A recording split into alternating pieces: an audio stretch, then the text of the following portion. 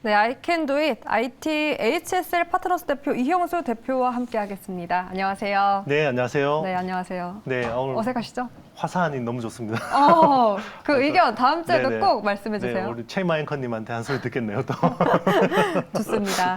너무 따뜻하게 받아주셔서 네네. 일단 오늘은 어떤 기업부터 살펴볼까요? 네, 오늘 좀 어려운 회사 가져왔는데, 네, 아. 오늘 앵커님 하시는지 모르고. 네. 어떤 기업일까요? 어려운 회사인데요. 네, HPSP라는 회사입니다. 네, 일단 HPSP. 네네. 일단 이제 반도체 공정 중에서 네, 고압 수소 어닐링이라는 장비를 하는 회사고요. 이 독점 회사입니다. 특이한 게 그 TSMC 쪽에 주로 매출이 나오고 있고요. 그리고 독점 장비라는 게 국내에서 굉장히 드문 회사고요. 원래 이런 어닐링이라는 회사 그 기술 자체가 있기는 있었는데 이 회사의 장점은 이제 고압으로 압력이 굉장히 높아서 저온으로 가능하다는 거고요. 이제 반도체 공정에서 저온이라 그러면 한 450도 정도가 이제 저온이라고 하는 거고요.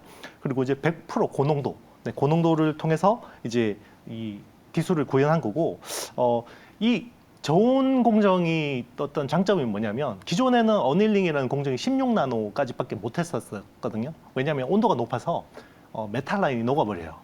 네, 반도체 위에 이제 메탈 라인들이 올라가잖아요. 이게 녹아버리는데 저온으로 할 수 있기 때문에 3나노 첨단 공정까지 적용 가능하다. 네, 이런 장점이 있습니다.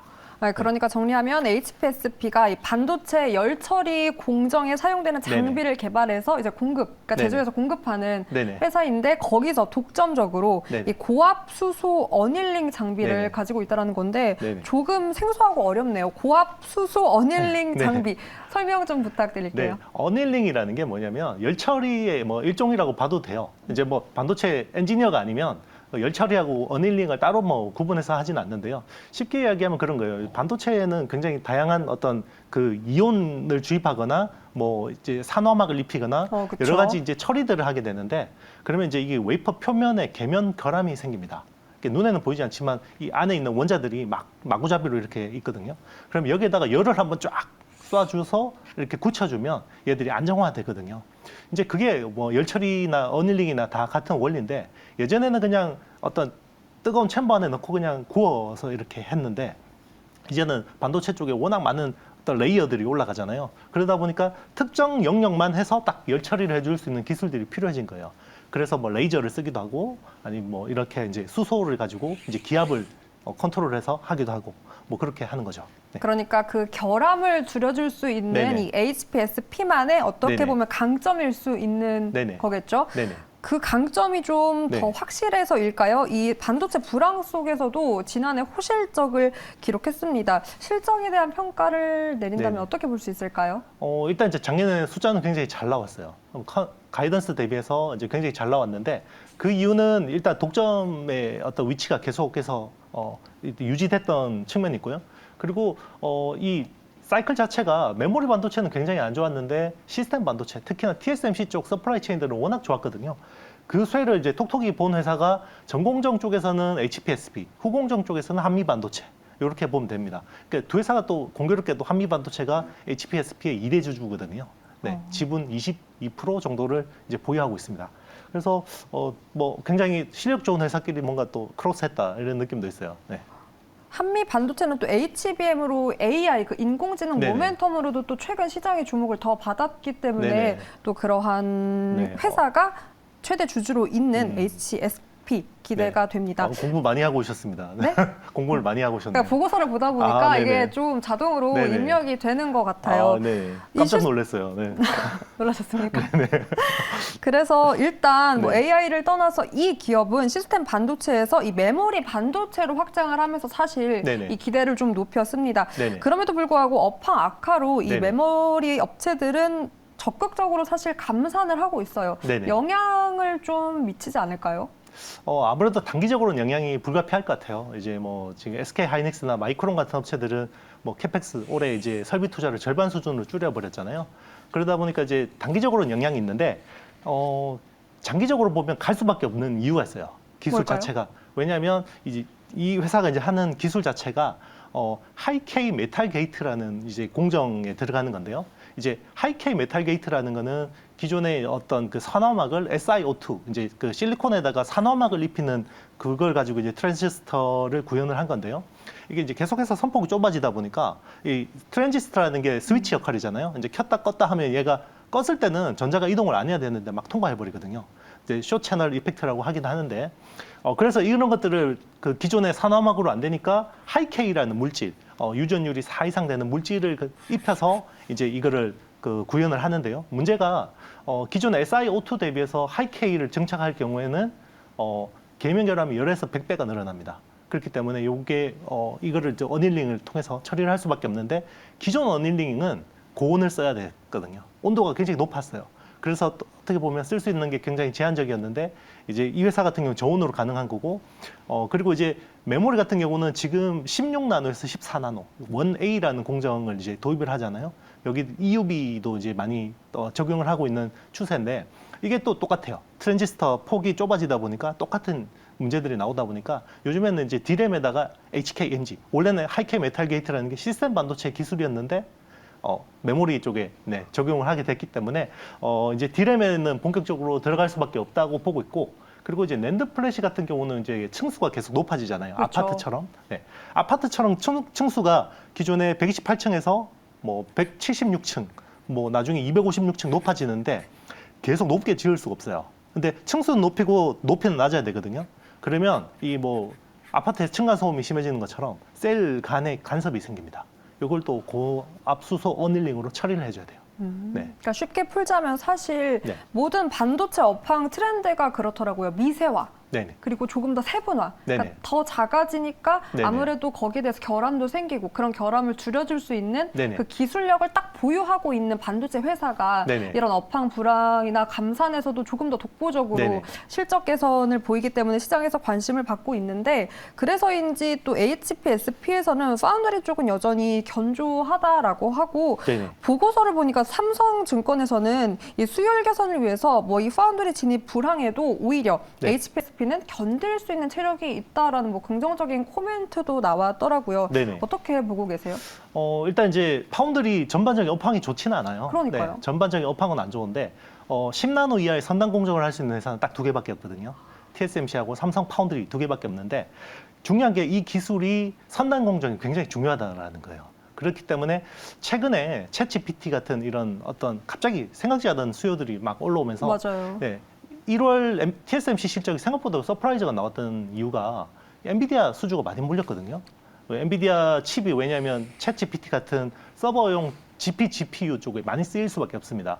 그런데 이제 그런 쪽에 생산 수율을 높이려면 이 HPSP의 솔루션이 필요한 거죠. 그래서 이 회사 같은 경우는 뭐 14나노나 뭐 28나노 이런 쪽 레거시 공정 쪽에서는 약간의 어떤 수요의 어떤 부진을 영향을 받을 수 있는데 선단공 쪽에서 훨씬 수요가 좋은 부분들로 상쇄를 할 수 있는 그런 구조입니다. 아, 선단 공정 쪽으로 오히려 네네. 그런 리스크를 좀 상쇄할 수 있다. 충분히 오, 커버하고 그런 있습니다. 또 개선점이 있네요. 네네. 아까 그럼 이 동사의 가장 강점이라고 짚어주셨던 이 소압 수소 어닐링 장비 네네. 아무래도 시장 규모 자체가 더 커져야 네네. 확대가 네네. 돼야 이 동사의 실적도 함께 좀 올라갈 텐데 네네. 시장 규모의 추이는 어떻게 볼 수 있을까요? 일단 이제 없던 시장을 이 회사가 뭐 열어가는 거라고 뚫어가죠. 보시면 되고요. 예, 이제 그러니까 기존에 있던 공정을 이제 고온 공정을 계속해서 전환하는 거라고 보면 되고요.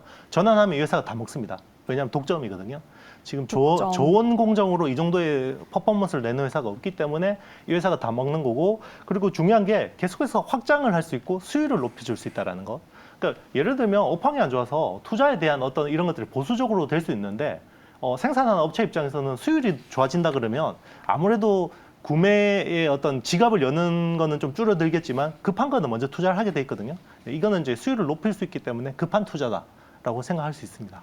그러니까 고압 수소 어닐링 장비 그 수익성에는 훼손이 없다라는 게 어떻게 보면 가장 네네. 큰 중요한 점이자 또 네네. 강점일 수 있겠네요. 그렇죠. 작년 실적을 보면 그게 이제 충분히 입증이 됐고 3분기 영업이익률이 60%가 나왔어요. 네, 소프트웨어 회사도 아닌데 반도체 회사가 60% 이익률이 나왔고 정말 네네. 포괄적이네요. 네, 4분기가 조금 슬로우했어요. 43% 영업이익률이 나왔거든요. 그러니까 왜 그러냐면 성과급. 네. 그러니까 직원들- 일회성 비용을 제거했을 맞습니다. 네. 때는 그렇죠. 그래도 선방했다. 높은 그렇죠. 영업 실적이다. 맞습니다. 근데 직원들 열심히 일했으니까 열심히 이제 또 챙겨줘야 또 우수한 인력들을 유치할 수 있기 때문에 네, 그런 영향이라고 보시면 되고요. 네. 네, 그렇게 치면 또 유의미한 일회성 네네, 맞습니다. 비용이었겠네요. 네네. 그렇다면 올해도 좀 기대가 될 텐데 그 기대감의 좀 디테일한 모멘텀을 보니까 지난해 12월 신규 시설 투자 공시가 나왔습니다. 그럼 이러한 공시로 도대체 생산 능력 뭐 얼마나 네네. 확대될 수 있을까 정확한 수치가 중요할 텐데 네네. 증권가에서는 뭐 2배 정도 예상을 하고 있어요. 네네. 이 생산 능력 확대 실적으로 좀 가시화될 수 있는 시기는 언제쯤이라고 볼 수 있을까요? 이제 신공장이 이제 작년 말에 착수를 했기 때문에 네.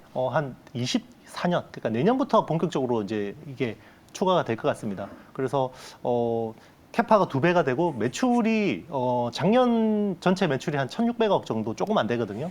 그래서 이제는 뭐 3,000억, 3,500억 정도 매출을 할 수 있는 이제 그게 어떤 능력이 생긴 거고 거기에 또 뭐 산화막 장비라든지 이런 신규 장비는 뺀 거예요. 추정치를.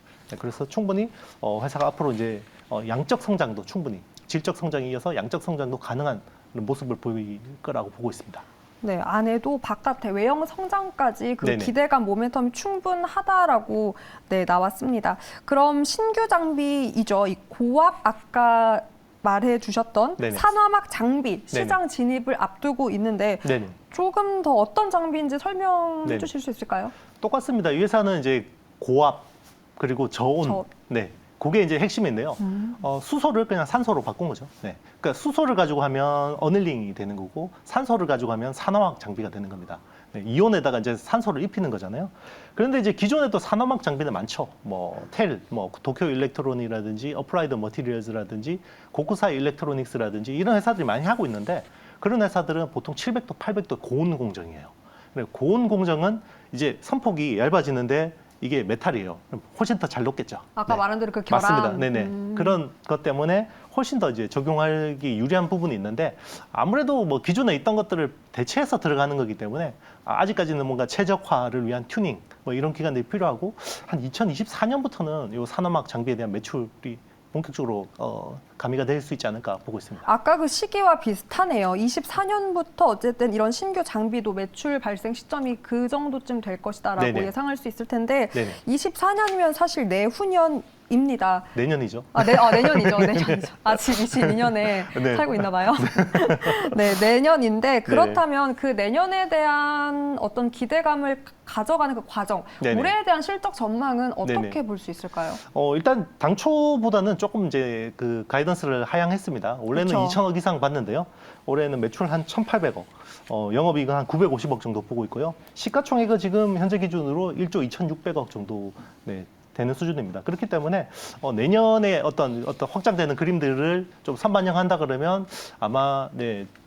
조만간 주가는 한번 움직일 수 있고 그리고 연초에 이 회사 같은 경우는 2대 주주 물량 매각에 대한 그 이슈들이 있었어요. 이제 지금 한미반도체가 10% 초반 그리고 한미반도체 오너인 곽동신 부회장님이 한 10% 초반 한 2% 정도 되는데 이게 이제 그 오버행 그러니까 보호 예수가 끝나니까 나온다 물량이 이렇게 해서 공매도가 좀 붙었었어요. 그런데 이제 한미반도체 측에다가 이제 살짝 물어보니까 지금 가치, 밸류에이션에서는 매각할 생각이 전혀 없다. 그래서 오히려 공매도들이 좀 많이 당했습니다. 네. 그래서 당분간은 이쪽 2대 주주 물량 매각은 아직 걱정 안 해도 될 것 같다. 이런 생각입니다. 네, 오버행 이슈 해소 국면에 또 접어들면서 주가 탄력도 기대해보면 좋을 것 같다까지 정리해봤습니다. 오늘 HPSP로 들어봤고요. 잘 지켜보도록 하겠습니다. 못다한 이야기는 뭐 최이마 앵커와 유튜브에서 함께 네네. 풀어주시고 오늘은 쉽니다. 39금은. 네, 다음 주에 함께 네네. 또 다음 풀어주시기 주에. 바랍니다. 네. HSL 파트너데스 대표 이형수 대표와 함께했습니다. 고맙습니다. 네, 감사합니다.